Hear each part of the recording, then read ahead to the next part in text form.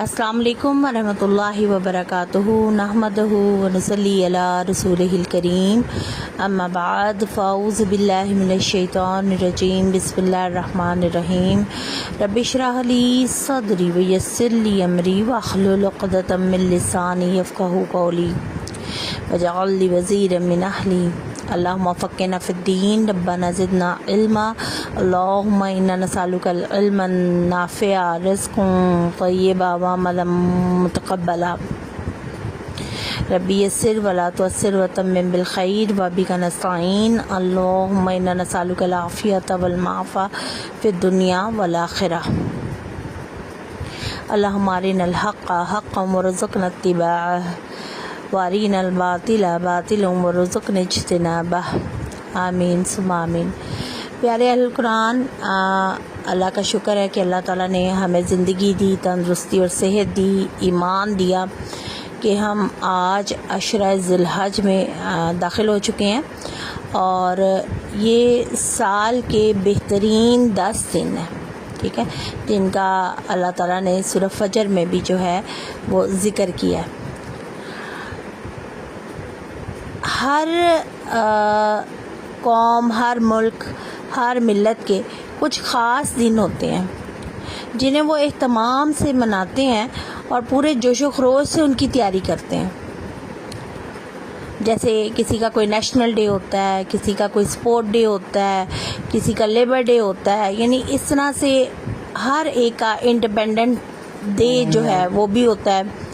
और इसके अलावा किसी कौम की जो सकाफ़त है उस लिहाज से भी उनके कई यानी कि त्यौहार होते हैं, कई स्पेशल दिन होते हैं। तो याद रखें कि अल्लाह ताला ने मुसलमानों को बहैसियत मुसलमान एक मिल्लत के इस किस्म की सरगर्मियों से, इस किस्म के यानी लुत्फ़अंदोज़ होने वाले दिनों से महरूम नहीं किया। अल्लाह ताला ने मुसलमानों को साल के बेहतरीन 10 दिन दिए हैं जो तमाम दिनों से अफजल हैं। इवन के उल्मा और अहादीस के मुताबिक जो है वो रमज़ान के दिनों से भी बेहतरीन जो है वो ये 10 दिन हैं और वो ज़िलहज्जा के पहले 10 दिन हैं, ठीक है। इन 10 दिनों में देखें हम तकबीरात का एहतमाम करते हैं। हमें हुक्म दिया गया कि तकबीरात जो हैं उनको ज़्यादा से ज़्यादा पढ़ा जाए और इस 10 दिनों में जो इंसान तकबीरात पढ़ता है, उनका एहतमाम करता है, तो उसका सवाब उस इंसान से भी ज़्यादा है कि जो रास्ते में सोने के सिक्के लेकर बैठा है और हर आने जाने वाले को वो सोने के सिक्के दे रहा है। ये मैं आपको हदीस का मफ़हूम बता रही हूँ। तो यानी इन दिनों की ख़ासियत क्या है? सबसे पहली जो ख़ूबसूरत इबादत है जिनसे अल्लाह ताला ने इन दिनों को मुज़य्यन किया है वो है तकबीरात, ठीक है। तो तकबीरात पढ़नी है हमें और बड़े अपनी हर एहतमाम करना है, अपने घरों में एहतमाम करना है, अपने बच्चों को बताना है कि इन दिनों को हम खूबसूरती से अगर मना सकते हैं तो वो है तकबीरात। फिर आप ये देखिए कि इन्हीं 10 दिनों में अल्लाह ताला ने यानी हमें रोज़े की नेमत से भी नवाज दिया। आप सल्लल्लाहु अलैहि वसल्लम की कई अहादीस हैं जिसमें जो है अरफा का रोज़ा जो है उसकी बड़ी फजीलत बयान की गई है और कहा गया है कि जो गैर हाजी हैं यानी जो हाज नहीं कर रहे, जो अरफा के मैदान में मौजूद नहीं हैं, वो इन 10 दिनों में यानी रोज़ों का एहतमाम करें और बिलखसूस जो अरफा का रोज़ा है, अरफात के दिन का रोज़ा है, वो गैर हाजी ज़रूर रखें, ठीक है। रोज़ा भी हमें इनमें मिल गया। फिर इज्तिमाई इबादत का सबसे बेहतरीन जो एक मजमा होता है वो हमारा हज है, जिसमें तमाम दुनिया के तमाम मुसलमान हर मिल्लत से, हर कौम से, हर नस्ल से खाना काबा में हाज़िर होते हैं और फिर वक़ूफ़ अरफा अदा करते हैं। मक्का मुकर्रमा की हदूद से बाहर वक़ूफ़ अरफा जो है यानी मैदान अरफा में अपना हज अदा करते हैं और ये इज्तिमाई इबादत का बड़ा ख़ूबसूरत तरीन जो है मुज़ाहिरा है, ठीक है। और फिर इसके साथ साथ हमें क़ुरबानी का एहतमाम करना होता है इन्हीं यानी 10 दिनों में। फिर उसके बाद हम इंतहाई खुशू खुजू के साथ क़ुरबानी वाली जो इबादत है वो भी करते हैं। اگر ویسے جائزہ لیا جائے سرسری سا تو تقریباً تمام عبادات جو ہیں ان دنوں میں جمع ہو جاتی ہیں. روزہ بھی جمع ہو گیا، تکبیرات بھی آ گئی، یعنی اللہ کا ذکر، تحلیل، تحمید، اور پھر اس کے ساتھ ساتھ قربانی بھی اس میں آ گئی. پھر اجتماعی عبادت جو ہے وہ بھی حج کی صورت میں ہمیں ان دنوں میں ملتی ہے. تو یہ بڑے خوبصورت دن ہیں، ان میں زیادہ سے زیادہ نیک اعمال کرنے کی کوشش کیجیے. ویسے بھی یہ حرمت والا مہینہ ہے اور آپ کو پتہ ہے کہ لڑائی جھگڑا ان سے پرہیز کرنا ہے، بد اخلاقی سے پرہیز کرنا ہے، اپنے آپ کو ذہنی طور پر تیار کرنا ہے، اور بڑے خوبصورت انداز سے یہ 10 دن جو ہیں وہ ہمیں گزارنے ہیں. آپ بالخصوص اس وقت میرا مخاطب میری بہنیں ہیں، تو زیادہ تر جو ہے وہ گھریلو خواتین ہیں، تو آپ لوگوں نے اپنے گھر کے ماحول کو خوبصورت بنانا ہے، پیارا بنانا ہے. ان 10 دنوں کی اہمیت کا احساس آپ کے عمل سے پتہ چلے گا. سب نے اپنے اپنے گھروں میں بہترین اخلاق کا مظاہرہ کرنا ہے، اور گھر والوں کو بھی تکبیرات کی طرف جو ہے وہ آپ نے راغب کرنا ہے کہ وہ بھی تکبیرات ادا کریں. جن جن لوگوں کو اللہ تعالیٰ نے توفیق دی ہے اور حج کی سعادت وہ حاصل کر رہے ہیں، ان کے لیے بہت بڑی رحمت ہے. پھر قربانی جو ہے، قربانی کا اہتمام کریں. یاد رکھیں کہ ایک گھر سے ایک قربانی جو ہے وہ کفایت کر جاتی ہے، خاندان سے ایک چولہے سے ایک قربانی جو ہے وہ کفایت کر جاتی ہے. لیکن اگر کسی کے پاس پیسے ہیں تو وہ ضرور قربانی کی سعادت بھی حاصل کریں اور سنت ابراہیمی پر عمل کریں. ٹھیک ہے، ایک تو بات یہ ہوتی ہے نا کہ گھروں میں وسائل نہیں ہوتے ہیں، مشکلات ہوتی ہیں، اور ایک ہی مشکل قربانی کر پاتے ہیں یا کسی قربانی کے جانور میں حصہ ڈال پاتے ہیں.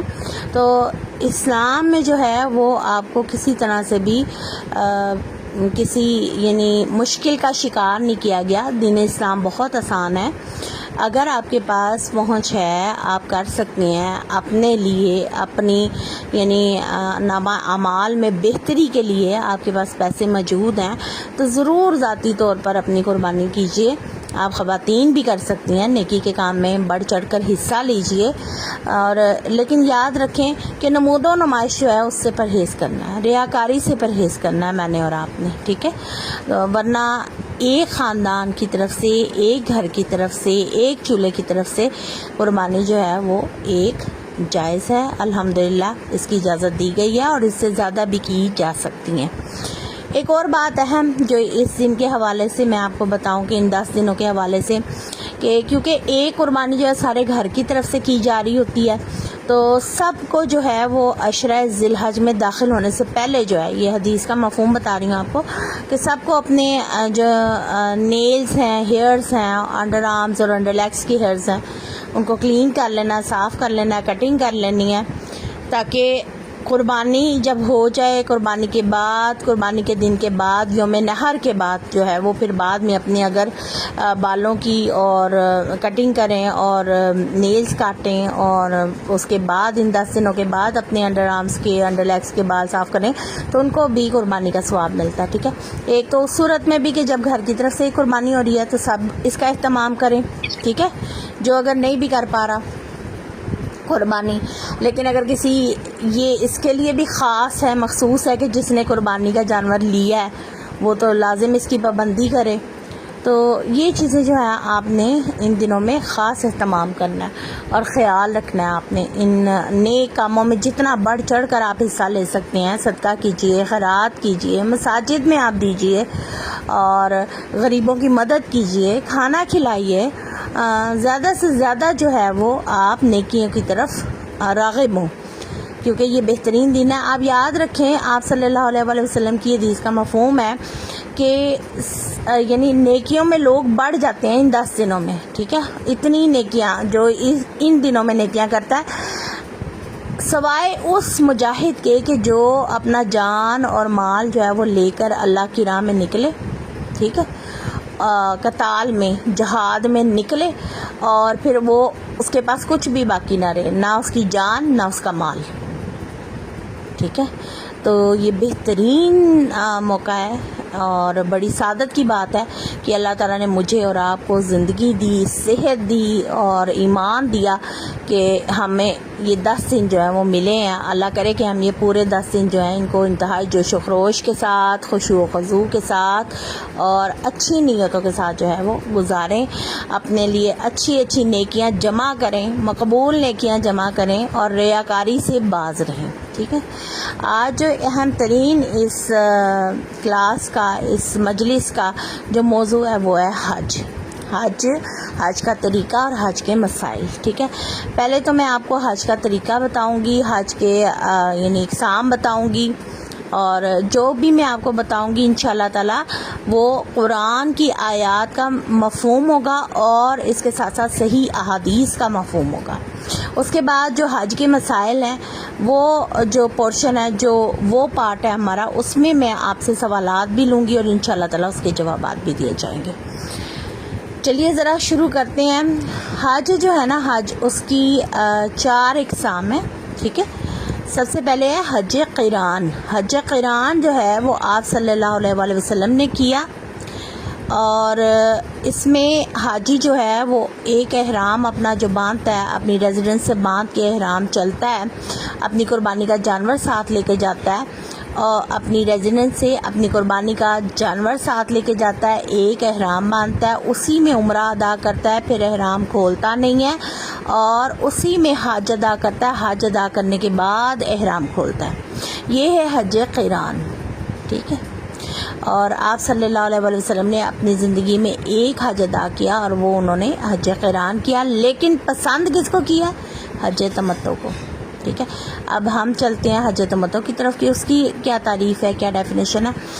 اس میں آپ یاد رکھیں کہ آپ صلی اللہ علیہ وآلہ وسلم جو ہیں انہیں یعنی سب سے زیادہ جو پسندیدہ قسم ہے حج کی وہ حج تمتع ہے، ٹھیک ہے۔ پسند فرمایا انہوں نے حج تمتع کو۔ اس میں یہ ہے کہ جو بھی حاجی ہے وہ اپنے یعنی گھر سے نکلتا ہے، میقات پر احرام باندھتا ہے، عمرے کی نیت کرتا ہے، اور اس میں قربانی کا جانور ساتھ لے جانے کی شرط موجود نہیں ہے۔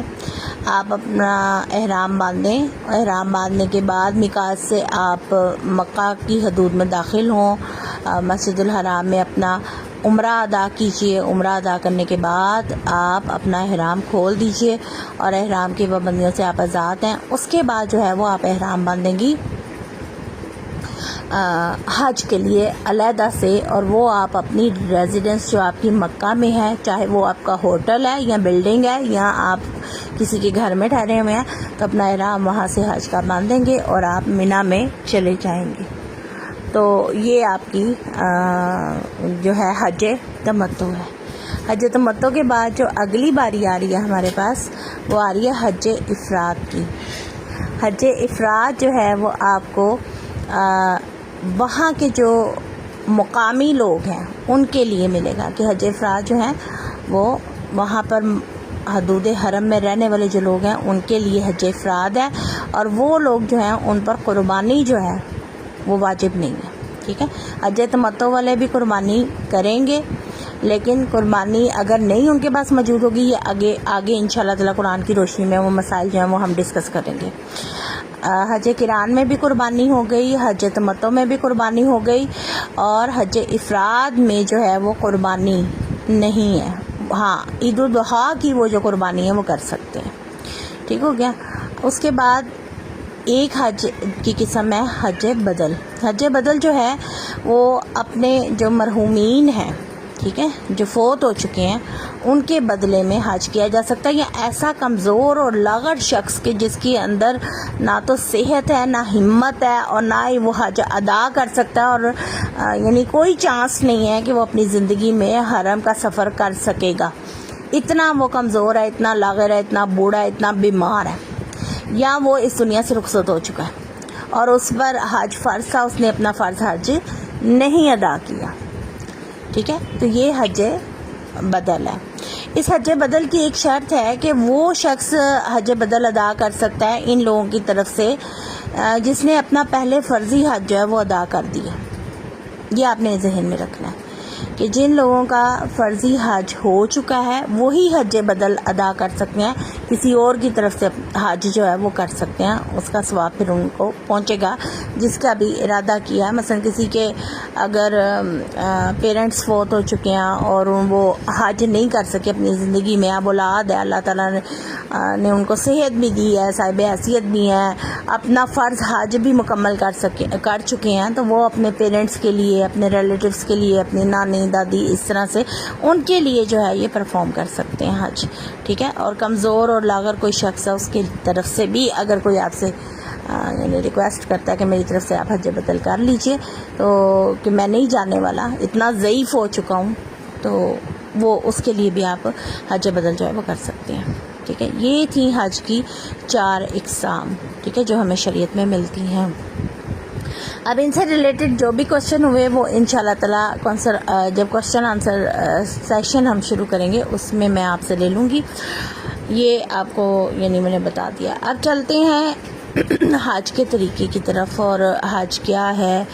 اب یاد رکھیں کہ اللہ تعالیٰ نے یعنی بتایا ہے کہ الحج اشہر معلومات، کہ جو حج کے مہینے ہیں نا وہ سب کو معلوم ہے۔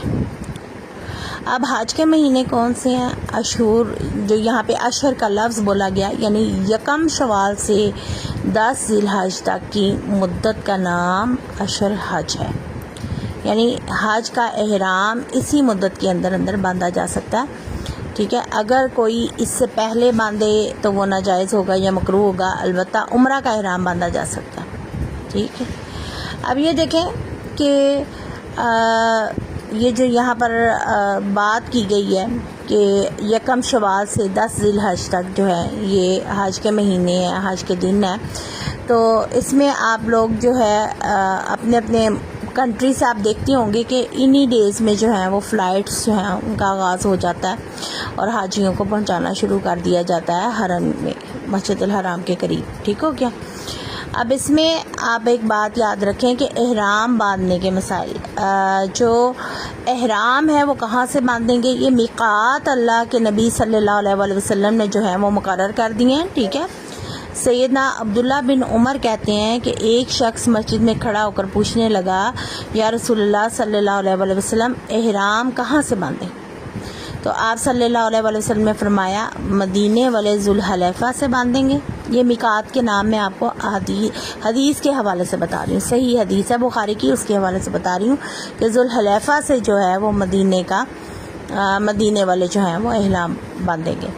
شام والے جو ہیں وہ جحفہ سے، اور نجد والے قرن منازل سے، اور یمن والے جو ہیں وہ یلملم سے، ٹھیک ہے۔ ہماری جو اگر کوئی سب کانٹیننٹ سے جاتا ہے تو ان کو جو میقات ملتا ہے وہ ملتا ہے یلملم، یمن والے، وہ آپ کے جہاز میں اناؤنسمنٹ کر دی جاتی ہے، ٹھیک ہے۔ بڑا یہ جو طریقہ میں آپ کو بتا رہی ہوں یہ حج تمتع کا بتاؤں گی انشاءاللہ تعالی، کیونکہ میجورٹی جو ہے 99.99% جو لوگ ہیں وہ حج تمتع ہی کرتے ہیں، ٹھیک ہے۔ تو سب سے پہلا یہ ہے کہ آپ لوگ اگر اپنے گھر سے نکلے ہیں نہا دھو کے صاف ستھرے، اپنے تمام آپ جسم کے بال وغیرہ صاف کریں اور جو غیر ضروری بال ہیں، اور آپ یاد رکھیں کہ احرام باندھنے سے پہلے جو ہے وہ آپ اپنے جسم کو خوشبو لگا سکتے ہیں، ٹھیک ہے۔ احرام پہننے سے پہلے اپنے جسم کو خوشبو لگائی جا سکتی ہے، یہ ایک اہم مسئلہ ہے، ٹھیک ہو گیا۔ جیسے دیکھیں کہ کپڑے پہ آپ نے خوشبو نہیں لگانی، جسم پہ لگا سکتے ہیں۔ یہ ہمیں حوالہ ملتا ہے بخاری کی ایک حدیث سے کہ سیدنا عبداللہ بن عمر کہتے ہیں کہ ایک شخص نے آپ صلی اللہ علیہ وسلم سے پوچھا محرم کیا پہنے؟ فرمایا وہ نہ قمیض پہنے، نہ امامہ پہنے، نہ ٹوپی، اور نہ وہ کپڑا جس میں ورس یا زعفران لگا ہو، اور اگر چپل نہ ملے، چپل پریفر کیا گیا چپل کو، اگر چپل نہ ملے تو موزے ٹخنوں سے نیچے تک کاٹ کر پہن لے، ٹھیک ہو گیا۔ یہ بخاری کی حدیث ہے۔ اب آپ کو پتہ ہے کہ جو مرد ہے نا ان کا احرام یہ ہے کہ وہ 2 چادریں ان سلی جو بغیر سلائی کے ہیں کسی بھی، وہ 2 چادریں ان کا احرام ہے۔ ہاں اس میں کئی لوگ بات کرتے ہیں بیلٹ تو سلی ہوتی ہے، بیلٹ آپ پہن سکتے ہیں، ٹھیک ہو گیا۔ بیلٹ جو ہے وہ آپ پہن سکتے ہیں احرام کے ساتھ، وہ لباس کا حصہ نہیں ہے آپ کا۔ مرد جو ہیں وہ آنسلی 2 چادریں جو ہیں وہ پہنیں گے، اور ان کا جو سطر ہوگا وہ گھٹنوں سے لے کے ناف تک ہے، یہ مردوں کا ہے سطر، ٹھیک ہے۔ اور جو خواتین ہیں ان کا جو سطر عام حالات میں نماز والا سطر ہے وہ پہنیں گے، اور ہاں چہرے پہ آپ کے کپڑا نہیں لگنا چاہیے، کہ یہ ہماری بہنیں جو ہیں وہ شرعی پردہ کرتی ہیں، اور پھر حرم کی حدود میں بھی اور مسجد نبوی میں مسجد الحرام میں بھی جو ہے وہ اس کے لیے پی کیپ استعمال کر سکتی ہیں، ٹھیک ہے، تاکہ کپڑا جو ہے وہ آپ کے چہرے پہ نہ لگے بلکہ آگے آپ پردہ لٹکا لیں، کیونکہ حضرت عائشہ صدیقہ رضی اللہ تعالیٰ عنہ کا فرمان ہے کہ جب ہم طواف کعبہ کرتے تھے تو کیونکہ وہ تمام اس میں مرد اور عورتیں مطاف میں اکٹھے ہوتے ہیں، تو وہ جب بھی مرد آتے تھے تو وہ اپنی چادر جو تھی اس کو لٹکا لیتی تھی تھوڑا سا چہرے اپنی اوڑھنی کو۔ تو یہ جو ہے وہ آپ نے اپنا احرام باندھنا ہے، ٹھیک ہے۔ اب حج مبرور جو ہے اس میں قرآن کے حوالے سے اللہ تعالیٰ نے یہ بات بیان کی ہے کہ حج مبرور کے لیے کہ فمن فرد فیہن الحج فلا رفث ولا فسوق ولا جدال فی الحج، کہ حج کے دوران نہ اپنے کوئی جنسی چھیڑ چھاڑ یہ جائز نہیں ہے۔ میاں بیوی کے تعلقات جو ہیں وہ احرام پہننے کے بعد حرام ہو جاتے ہیں، آپس میں وہ کوئی بھی بات جو ہے، جو رفث یہاں پر لفظ استعمال کیا گیا نا، اس سے مطلب کہ ایسا کلام، ایسی حرکت جو شہوت کو اکساتا ہو، ٹھیک ہے، اس میں جماع بھی شامل ہے، اور فسوق و جدال یعنی لڑائی جھگڑے والی باتیں، ٹھیک ہے، اور ایسے کئی ناگوار کام، نافرمانی کے کام جو کہ یعنی جن کا گناہ ہے وہ آپ نہیں کر سکتے، مثلا گالی گلوچ ہے، لڑائی جھگڑا ہے، ایک دوسرے کو دھکا دینا ہے، یہ سب کام جو ہیں یہ سب نہیں کر سکتے آپ، ان کا گناہ بھی ہے، اور جب آپ احرام کی حالت میں ہیں تو اور زیادہ سخت گناہ ہو جاتا ہے، یعنی بہترین اخلاق کا مظاہرہ بھی آپ کو کرنا، ٹھیک ہے۔ اب ایک بات یاد رکھیں کہ آپ کا پورا جسم جو ہے، جب آپ نے احرام باندھ لیا اور ارادہ کر لیا ہے کہ ہم نے عمرہ ادا کرنا ہے، یہ حج تمتع کا کیونکہ میں طریقہ آپ کو بتا رہی ہوں، تو آپ یاد رکھیں کہ سر سے لے کر پاؤں کے ناخن تک آپ اس وقت ہر حال میں ہی، ہم اللہ کی امانت ہیں، اللہ کے بندے ہیں، اللہ نے ہمیں ہمارے جسم کا بھی حق رکھا ہے، لیکن اس وقت جو ہے وہ خصوصاً اپنے جسم کی ہر اعضاء کا آپ کو خیال رکھنا ہے، کوئی بال آپ کے جسم سے نہ ٹوٹنے پائے، ٹھیک ہے، اور اس طرح کا کوئی کام نہ ہو، کنگھی وغیرہ جو ہے پہلے ہی آپ لوگ اچھے طریقے سے بال اپنے باندھ لیں، تاکہ بال جو ہے وضو کے دوران نہ جھڑیں، زیادہ زور سے نہ آپ مسا کریں سر کا، تو یہ امانت آپ کے پاس ہے ایک قسم کی اللہ تعالیٰ کی، اور آپ یاد رکھیں کہ یعنی ہر وقت اللہ تعالیٰ کو صاف ستھرا، پاکیزہ، خوشبو والا، اچھے لباس میں اپنا بندہ بڑا پسند آتا ہے، لیکن یاد رکھیں کہ جب ہم احرام باندھتے ہیں نا تو سفر کی تھکان ہے، پسینہ آ رہا ہے، لیکن یعنی کچھ احرام بھی کبھی تھوڑا میلا ہو گیا ہے سفر کے دوران، تو اللہ تعالیٰ کو اپنا حاجی اس حالات میں بڑا پسند آتا ہے، یعنی جسے ایک بات کہتے ہیں نا، کوئی اللہ کی محبت میں آ رہا ہے، تو یاد رکھیں یہ ایک تو اللہ کے مہمان ہے، دوسرا حج کرنے والا اور عمرہ ادا کرنے والا جو ہے اس کے دل میں اتنی محبت بڑھ جاتی ہے، اتنا جوش و خروش بڑھ جاتا ہے کہ اس کو اپنی ظاہری حالت کا بھی یعنی اتنا خیال نہیں رہتا، صرف وہ اپنی روحانی طاقت کی طرف توجہ دے رہا ہوتا ہے، ٹھیک ہو گیا۔ پھر اب آپ چلتے ہیں کہ ایک بات اور یاد رکھیے کہ حج جو ہے ہر صاحب استطاعت پر فرض ہے، لیکن جو صاحب استطاعت پر فرض ہے نا، اس میں آپ کے پاس ذات راہ ہونا جو ہے وہ ضروری ہے، یہ صاحب استطاعت کی ڈیفینیشن ہے، یہ نہیں ہے کہ آپ کے پاس کوٹھیاں ہوں، بنگلے ہوں، کاریں ہوں پھر ہی آپ حج کر سکتے ہیں، نہیں، آپ کے پاس اگر سفر ذات راہ یعنی آپ کے پاس سفر کے اخراجات اگر موجود ہیں تو آپ پہ حج فرض ہے، آپ نے حج کرنا ہے، کیونکہ اس سلسلے میں بڑی وعید سنائی گئی ہے آپ صلی اللہ علیہ وسلم کی حدیث میں بھی اور قرآن میں بھی، کہ جس شخص کے پاس وسائل موجود ہیں اور اس کے باوجود وہ اگر بیت اللہ کا حج نہ کرے، حج ادا نہ کرے، تو وہ پھر چاہے یہودی مرے یا نصرانی، ٹھیک ہے، تو پھر ہم نے اس وعید سے بھی بچنا ہے۔ ٹھیک ہے. یہ آپ نے کام کرنا. اپنا احرام باندھ لیا آپ نے, آپ اپنے جہاز میں سوار ہو گئے ہیں. اور یاد رکھیں کہ جہاز میں جب آپ سوار ہوئے ہیں تو اپنی موجودہ حالات کے مطابق میں آپ کو بتا رہی ہوں کہ اپنی میڈیسن وغیرہ اور اپنی چیزیں جو ہیں وہ احتیاط سے ان کی پیکنگ کروا کے نیچے اپنے سامان میں بک کروا دیں. جو ایک وقتی طور پہ آپ نے میڈیسن کھانی ہے, آپ کو ضرورت پڑے گی, وہ اپنے بیگ میں آپ ضرور بتائیں, اور وہاں کی جو ایئرپورٹ کی اتھارٹی ہے اس کو انفارم کریں کہ یہ میرے لیے لازم ہے, یہ میں کھانے کے بعد مجھے کھانی ہے. مثلا جیسے شوگر کے مریض ہیں, دوسرے مریض ہیں, بی پی کے مریض ہیں, تو وہ اپنی تھوڑی بہت ایک وقت کی جو خوراک ہے وہ رکھ سکتے ہیں اپنے ساتھ جہاز میں. ٹھیک ہو گیا.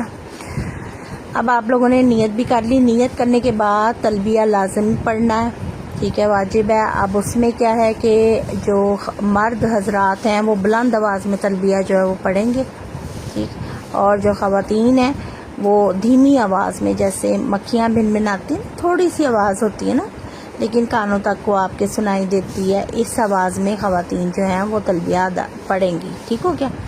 لازم پڑھنا ہے تلبیہ, شعائر اللہ میں سے ہے, ٹھیک ہے, اور یہ احرام کی حالت میں لازم ہے. ٹھیک, یہ چیز آپ نے کر لی. پھر اس کے بعد آپ چلتے ہیں,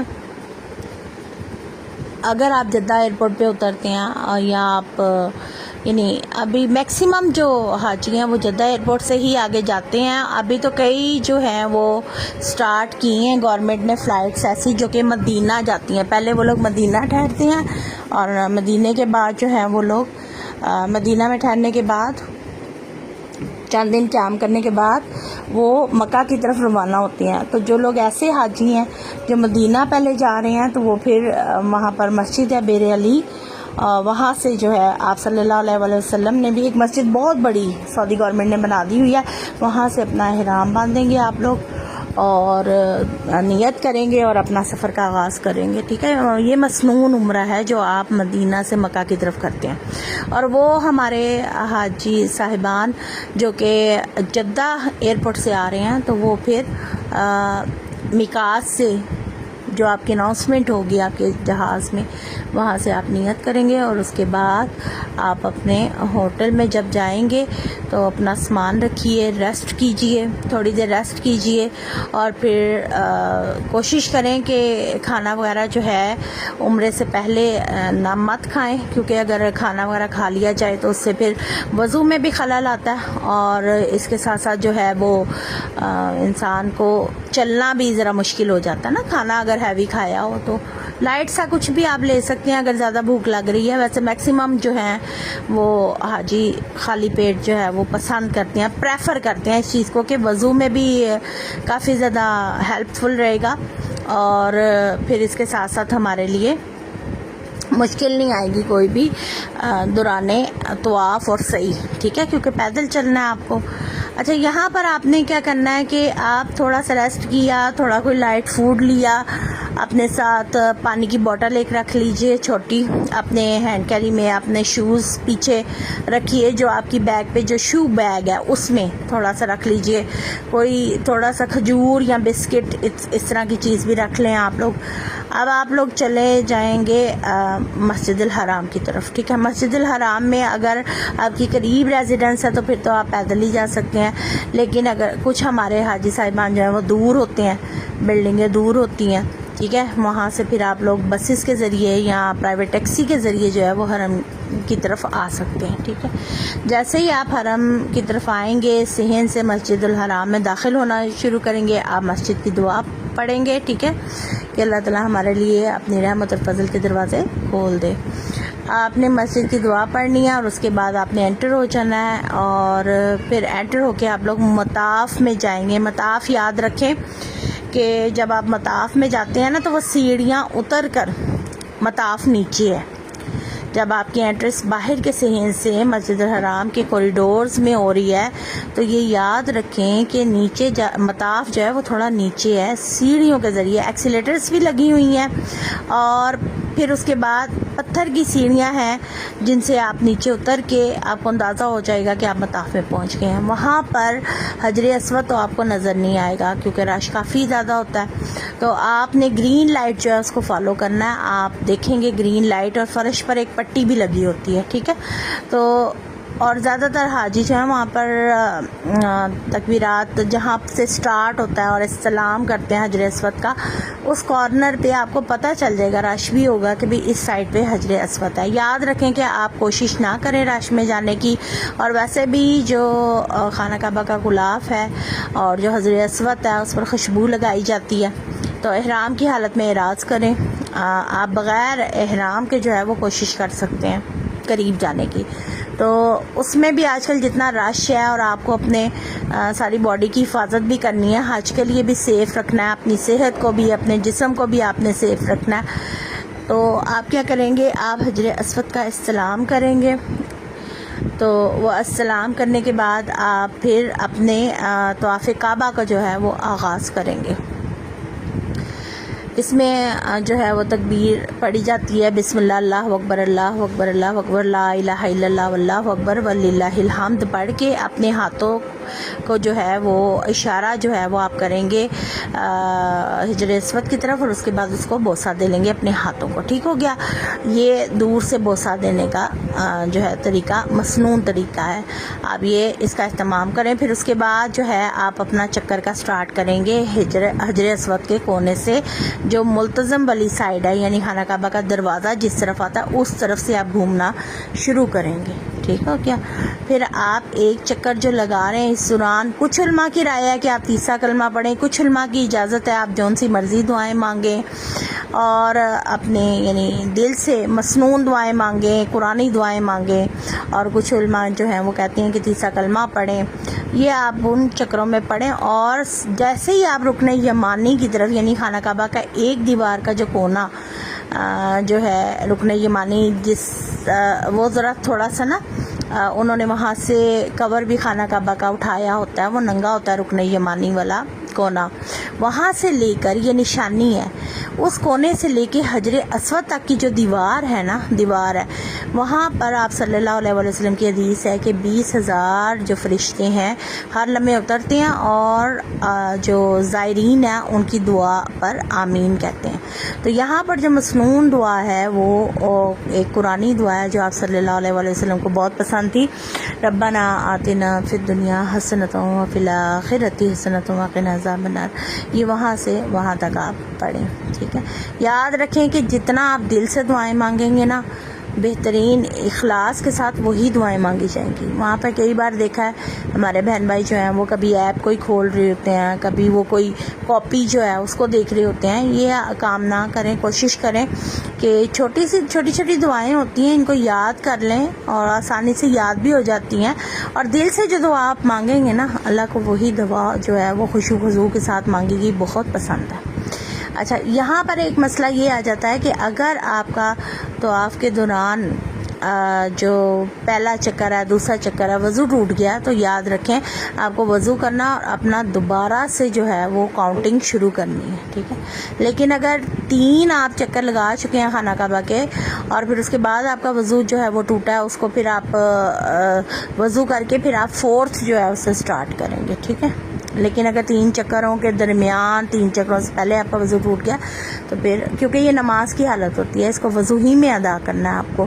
جیسے آپ نماز ادا کرتے ہیں نا بغیر وضو کے, پوری دنیا میں 2 عبادات ہیں جو بغیر وضو کے یعنی قابل قبول نہیں ہیں. ایک ہماری جو نماز جو ہم اللہ تعالیٰ کے حضور پڑھتے ہیں, اور دوسری عبادت جو ہے وہ ہے خانہ کعبہ کا طواف. تو اس میں وضو ضروری ہے, اس میں اہتمام کرنا ہے آپ کو اور مجھے.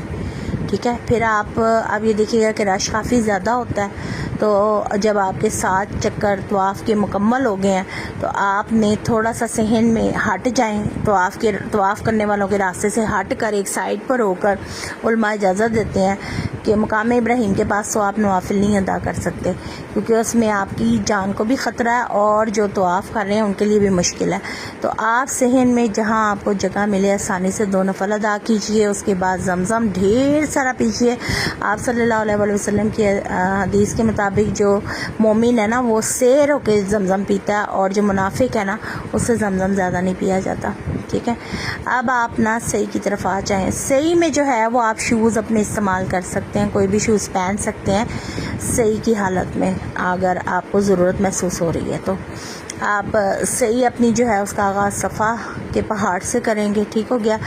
اور اس میں کوئی خاص مخصوص دعائیں نہیں ملتی. زیادہ تر جو علماء کہتے ہیں وہ کہتے ہیں کہ لا الہ الا اللہ وحدہ لا شریک لہ لہ الملک و لہ الحمد یحیی و یمیت وہو علی کل شیء قدیر، یہ آپ پڑھیے. اور اس کے علاوہ جو ہے کہ ان الصفا والمروہ من شعائر اللہ، تو یہ پڑھ سکتے ہیں. اور جو دعائیں آپ مانگنا چاہیں ضرور مانگیے.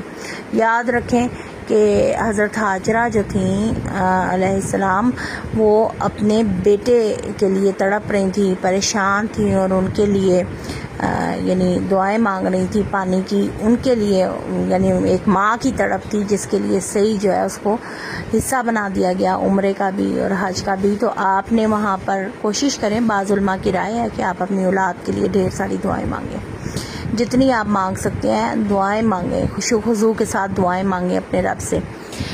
اب اس کے بعد آپ نے کیا کرنا ہے کہ آپ کا سفر جو صحیح جو ہے وہ سٹارٹ ہو رہی ہے آپ کی صفا سے، اور مروہ تک آپ کا یعنی لائن دو بنی ہوں گی. آپ دیکھیے گا دو کوریڈور بنے ہوں گے کھلے کھلے، دو برآمدے.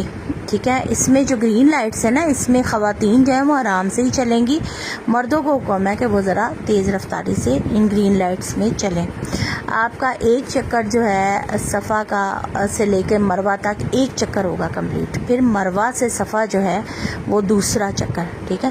اس طرح آپ کے 7 چکروں کا اختتام جو ہے نا وہ ہوگا مروہ کے پہاڑ پر. ٹھیک ہے. اب یہاں پر سعودی گورنمنٹ نے سہولت دی ہوئی ہے مروہ کی طرف کہ بعض لوگ جنہوں نے حلق نہیں کروانا، قصر کروانا ہے، تو وہ کٹنگ جو ہے وہ مردوں کی کٹنگ ہو رہی ہوتی ہے وہاں پر. سروسز ہیں، فری کٹنگ ہے وہاں سے. جو مرد ہیں وہ کٹنگ کروا سکتے ہیں، خواتین جو ہیں بال کاٹیں گی اپنے، اور پھر اس کے بعد جو ہے آپ اپنا ریزیڈنس پہ واپس آئیں گے، غسل کریں گے، اپنا احرام اتار دیں گے. اب آپ احرام کی پابندیوں سے آزاد ہیں، اپنی بلڈنگ میں ٹھہریں گے یا اپنے ہوٹل میں. اب آپ کھانا کھائیں یا کوئی بھی کام جو آپ کرنا چاہتے ہیں وہ کیجیے. اور طواف آپ کر سکتے ہیں بغیر احرام کے بھی. آپ اگر طواف کرنا چاہیں خانہ کعبہ کا تو آپ کر سکتے ہیں بغیر احرام کے. یہ عمرہ آپ کا مکمل ہو گیا. ٹھیک. عمرہ مکمل ہو گیا. اور اس کے بعد آپ کے شروع ہوتے ہیں حج کے دن. حج جو ہے نا وہ 5 دن کا حج ہے پیاری بہنوں. ٹھیک ہے. اب یہ یاد رکھیں کہ بعض لوگ جو ہے نا وہ سمجھتے ہیں کہ شاید 40 دن کے لیے لوگ جا رہے ہیں، 32 دن کے لیے جا رہے ہیں، تو حج جو ہے وہ 32 دن کا ہے، حج جو ہے وہ 40 دن کا ہے. تو ایسا کچھ بھی نہیں ہے. حج جو ہے نا بیسیکلی 5 دن کا ہے. ٹھیک ہے.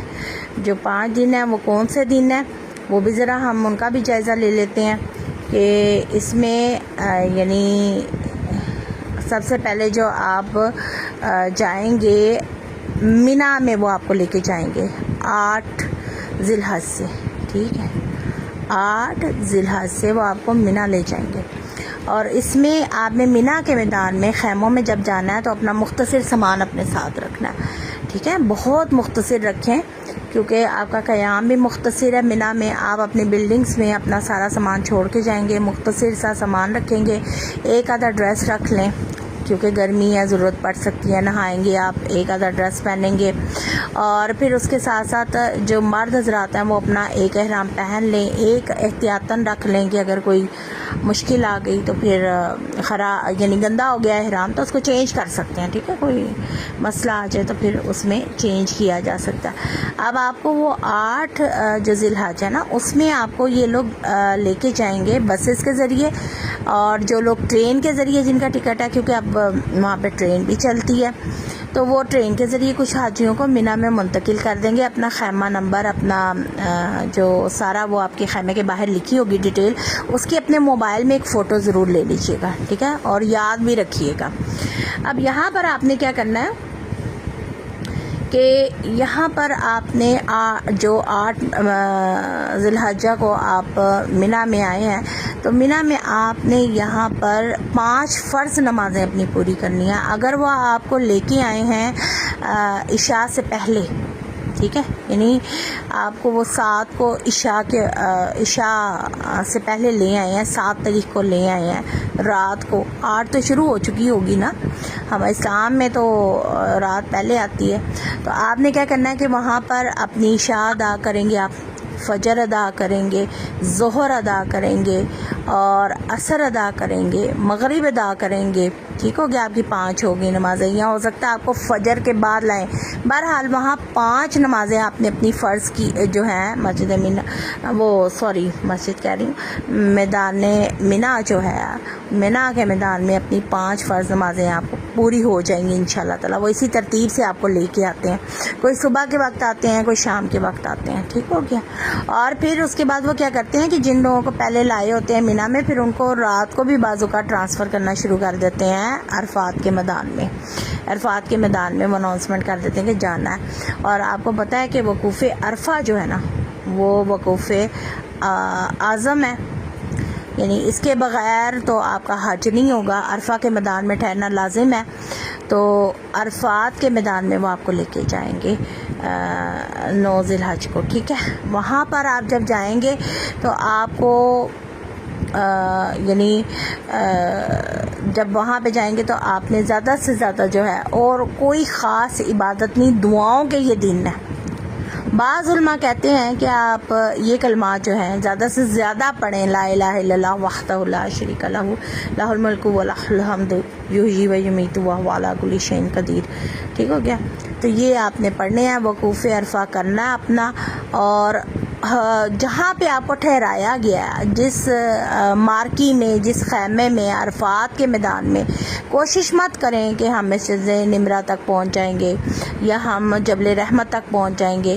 احتیاط کریں، کوشش کریں. ہاں ینگ لوگ ہیں کئی تو وہ تو کوشش کر کے پہنچ بھی جاتے ہیں، لیکن اس کے لیے بڑی اسٹرگل کرنی پڑتی ہے. میرا مشورہ یہ ہے کہ آپ جس مارکی میں آپ کو ٹھہرایا گیا ہے اسی میں رہیں، کیونکہ بعض اوقات جو لوگ ہیں وہ عرفات کی حدود سے باہر نکل جاتے ہیں، تو اس سے پھر ان کا حج نہیں ہوتا. دیکھیں اتنی محنت کی ہے، اتنا یعنی انسان نے تقوی کوشش کی، اختیار کیا، اپنی کئی بری عادتیں چھوڑیں، اپنے آپ کو حج کے لیے تیار کیا، اللہ کی رضا کے لیے وہ اپنے گھر سے بھی نکلا، سفر بھی کیا. لیکن کیا ہے کہ صرف ایک چھوٹی سی غلطی کہ ہے وہ حدود عرفات سے باہر چلا گیا تو اس کا حج ہی نہیں ہوا. تو حدود عرفہ میں رہیں، زیادہ ادھر ادھر گھومنے پھرنے کی ضرورت نہیں. دعا کا دن ہے، دعا کیجئے، اپنے خیمے میں باجماعت نماز ادا کیجئے. 2 نمازیں آپ کو ادا کرنی ہیں، ظہر اور عصر. ٹھیک ہے، یہ ادا کیجئے. اس میں یہ اختلافی مسئلہ ہے. کئی علماء کہتے ہیں قصر کریں، آپ صلی اللہ علیہ وسلم نے قصر کی، اور کئی علماء جو کہتے ہیں مکمل نماز پڑھیں. تو یہ جو آپ صلی اللہ علیہ وسلم نے کیا اور جو علماء کی رائے ہے وہ میں نے آپ کے سامنے رکھ دی. ٹھیک ہے. پھر اس کے بعد کیا کرنا ہے کہ جب یعنی کہ آپ کھلے میدان میں عرفات کے آئیں، عصر کے بعد خوب آپ دعا کریں، بہت دعا کریں، اللہ سے اپنے گناہوں کی معافی مانگیں، اپنے بچوں کے لیے، اپنے والدین کے لیے، اپنے بہن بھائیوں کے لیے، اپنے لیے بہت ڈھیر و ڈھیر، اپنے پیاروں کے لیے، اپنے رشتہ داروں کے لیے، اپنے اساتذہ کے لیے، سب کے لیے بہت دعائیں مانگیں. دعاؤں کا دن ہے، عرفات کا دن ہے. اللہ تعالیٰ کی رحمت جوش مارتی ہے، اللہ تعالیٰ بخش دیتا ہے اپنے بندوں کو اور ان کی دعائیں قبول کرتا ہے. ٹھیک ہے. اور مغرب سے پہلے آپ کو میدان عرفات سے نکل جانا ہے. اچھا، اس میں کئی لوگ جو ہیں وہ بسز استعمال کرتے ہیں کہ بسز کے ذریعے ہم چلے جائیں. یاد رکھیں کہ پیدل جو چلنے والے ہیں ان کے لیے بڑی سہولیات اب میسر ہیں اور بہت ایزی ہے. بے شک اس میں آپ کو 13-14 کلومیٹر چلنا پڑتا ہے، لیکن وہ سفر محسوس نہیں ہوتا. سب جوش و خروش سے چل رہے ہوتے ہیں، مزدلفہ میں جاتے ہیں مغرب اور اپنی عشاء ادا کرتے ہیں. ٹھیک ہے. یہاں پر مشر حرم کے پاس جو ہے وہ آپ اگر جا سکتے ہیں ضرور جائیے, اس کے قریب کھڑے ہو کر دعائیں کیجیے. مسنون ہے, آپ صلی اللہ علیہ وسلم نے بھی دعائیں کی ہیں, اور مغرب اور عشاء پڑھی ہے ملا کر. یاد رکھیں کہ کوئی مخصوص دعا کہیں شریعت سے ہمیں نہیں ملتی ہے مزدلفہ کے لیے کہ آپ نے یہی دعا پڑھنی ہے. جو اپنے رب سے مانگنا چاہتے ہیں مانگیں. اور اگر مشر حرم کے اوپر چڑھنے کی کوئی ضرورت نہیں ہے اپنے آپ کو زخمی کرنے کی, پریشان کرنے کی, آپ اس کے قریب رہ کے بھی دعا مانگ سکتے ہیں. پورا مزدلفہ کا میدان آپ کے لیے ہے. اب وہاں پر اپنی یعنی کہ دعائیں مانگیں, مزدلفہ میں رات گزاریں, رات کو دعائیں مانگیں, ریسٹ کریں تھوڑا سا, اور فجر پڑھنے کے بعد اپنی کنکریاں جمع کرنے کے بعد جو آپ نے رمی کرنی ہے, اپنی کنکریاں جو ہیں وہ آپ نے جو کنکریاں مارنی ہے شیطان کو منی کے میدان میں جا کر, پہلے دن آپ کو بڑے جمرات کو ہی کنکریاں مارنی ہے 7. ٹھیک ہے. تو وہ اپنی اس آپ تعداد کے حساب سے کنکریاں جو ہیں وہ ساری کی ساری جمع کر لیجئے. تو اور بلکہ ایکسٹرا بھی رکھیے, کیونکہ جو کنکری منی کے میدان میں یعنی جمرات کو مارتے ہوئے آپ کے ہاتھ سے گر گئی نا, وہ مردود ہو جاتی ہے, اس کو اٹھانا نہیں ہے آپ نے, رد ہو جاتی ہے وہ کنکری. ٹھیک ہے. ایکسٹرا کنکریاں بھی رکھ لیں. اور یہاں پر سعودی گورنمنٹ جو ہے وہ کئی دفعہ کنکریوں کی تھیلیاں بھی ملتی ہیں حاجیوں کو, انہوں نے اکٹھا جمع کی ہوتی ہیں, اور وہ گورنمنٹ کی طرف سے گفٹ بھی مل رہی ہوتی ہیں حاجیوں کو. ٹھیک ہے. یہ 52 سے اباو تک کریں, اپنے پاس تک کنکریاں رکھیں آپ لوگ. پھر اس کے بعد جو ہے آپ فجر پڑھیں, فجر پڑھنے کے بعد ہی آپ نکل جائیں منی کی طرف. اچھا, بعض اس میں ماشاءاللہ سے حاجی جو ہوتے ہیں وہ اللہ تعالیٰ نے ان کو ہمت دی ہوتی ہے, وہ ڈائریکٹ ہی جو ہے, سامان بھی ان کے پاس پلس سامان بھی زیادہ نہیں ہوتا, تو وہ کیا کہتے ہیں جمرات میں چلے جاتے ہیں اور بڑے شیطان کو 7 کنکریاں جو ہیں وہ مار کے پھر اپنے خیمے میں واپس آ جاتے ہیں. یاد رکھیں کہ گورنمنٹ نے راستے ایک آنے کا رکھا ہے, ایک جانے کا رکھا ہے. کبھی بھی غلط ڈائریکشن میں چلنے کی کوشش نہ کریں, حادثہ ہو جاتا ہے, ڈیتھ ہو جاتی ہیں لوگوں کی. جو آپ لوگوں کو ڈائریکشن دی گئی ہے, جو آپ کو بتایا گیا اس کے مطابق جو ہے وہ آپ راستے اختیار کریں, اپنی مرضی مت کریں, کیونکہ پھر ہجوم کافی زیادہ ہوتا ہے, اس کو مینیج بھی کرنا ہوتا ہے. ٹھیک ہے. اور کنکریاں جو ہیں ان کے لیے فلور بھی بنائے ہوئے انہوں نے, 1st floor, 2nd floor, 3rd floor, basement میں بھی بہت سہولت ہو گئی ہے. آسانی سے ریلیکس ہو کے آپ کنکریاں ماریں. بسم اللہ اللہ اکبر کہہ کے آپ کو کنکری مارنی ہے, شیطان کو 7 کنکریاں مارنی ہیں. آپ واپس آ رہے ہیں اپنے خیمے کی, آپ کے پاس تصویر موجود ہے, روٹ آپ وہاں جگہ جگہ بورڈ لگے ہوئے ہیں, آپ کو پتہ چل جائے گا اپنے خیمے جو ہے اس میں آپ جائیں.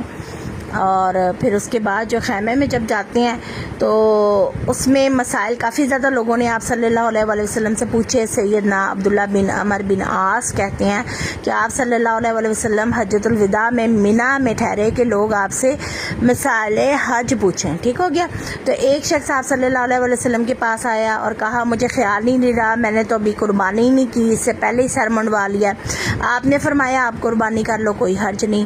پھر ایک اور شخص آیا اور کہنے لگا مجھے خیال نہیں رہا, میں نے کنکریاں مارنے سے پہلے قربانی کر لی. آپ نے فرمایا اب کنکریاں مار لو, کوئی حرج نہیں. غرض کہ جو کام بھی کسی نے آگے پیچھے کیا تھا آپ صلی اللہ علیہ وسلم نے فرمایا اس دن کہ اب کر لو, کوئی حرج نہیں. ترتیب آگے پیچھے ہو سکتی ہے, کوئی مسئلہ نہیں ہے اس میں. پھر آپ نے جیسے پہلے آپ نے بال کاٹنے, اپنے سر منڈوانا, جنہوں نے جو یعنی حلق کروانا چاہتے ہیں ان کے لیے آپ صلی اللہ علیہ وسلم نے 3 مرتبہ دعا کی ہے. تو آپ وہاں پر اپنا سر کے بال جو ہیں وہ کٹوا بھی سکتے ہیں, منڈوا بھی سکتے ہیں مرد, اور خواتین جو ہیں وہ اپنے 1 انچ 1 پور کے برابر بال کاٹیں گے, احرام اتاریں گے, نہائیں گے, ڈریس صاف ستھرا پہنیں گے, اور پھر جو ہے وہ اپنے خیمے میں تھوڑا آرام کیجئے. اور ان دنوں میں جو ہے نا بہت زیادہ آپ کو تکبیرات پڑھنی ہیں. یہ ایام تشریق بھی یعنی شروع ہو جاتے ہیں, یعنی اس میں آپ لوگوں کو کافی زیادہ تکبیرات کا اہتمام کرنا ہے 13 ذی الحج تک. ٹھیک ہے.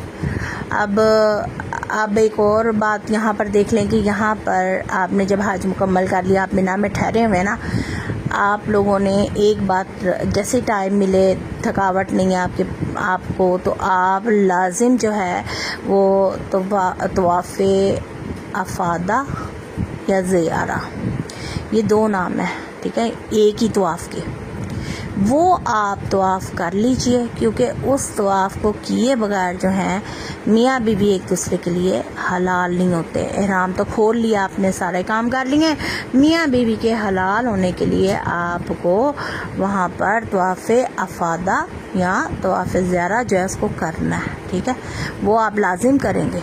اگر آپ کی یعنی کہ آپ کو مینا میں رہتے ہوئے موقع نہیں ملا تو جیسے ہی آپ مکہ واپس آئے ہیں آپ فوراً سے کریں گے، آپ کی فلائٹ ہے تب بھی آپ جو ہے اس کو کر کے پھر ہی جائیں گے، یہ لازم ہے، ورنہ میاں بیوی حلال نہیں ہے ایک دوسرے کے لیے، ٹھیک ہے۔ اچھا، اس کے ساتھ آپ اگر طواف زیارہ یا افاضہ کرتے ہیں تو پھر آپ کو سعی مشکور بھی ادا کرنی ہے، صحیح بھی کرنی ہے، ٹھیک ہو گیا۔ اور یہ آپ احرام اتار کے کریں گے، بے شک کر سکتے ہیں، یعنی احرام اتار لیں اور آپ کر لیں، اور اس کے بعد جو ہے یہ آپ کا حج مکمل ہے۔ آپ 3 دن مزید جو ہے مینا میں رہیں گے، اور ایام تشریق یعنی 13 تاریخ تک، پھر آپ دوسرے دن جو ہے وہ تینوں شیطانوں کو ساتھ ساتھ کنکریاں ماریں گے 2 دن تک، ٹھیک ہے۔ اگر کسی کے پاس کوئی پرابلم آ گیا اور وہ غروب آفتاب سے پہلے نہیں نکل سکا 13 تاریخ کو، تو پھر 14 تاریخ کا انتظار کرے گا، 14 تاریخ کو بھی وہ رمی کرے گا اور غروب آفتاب سے پہلے جو ہے وہ نکل جائے گا۔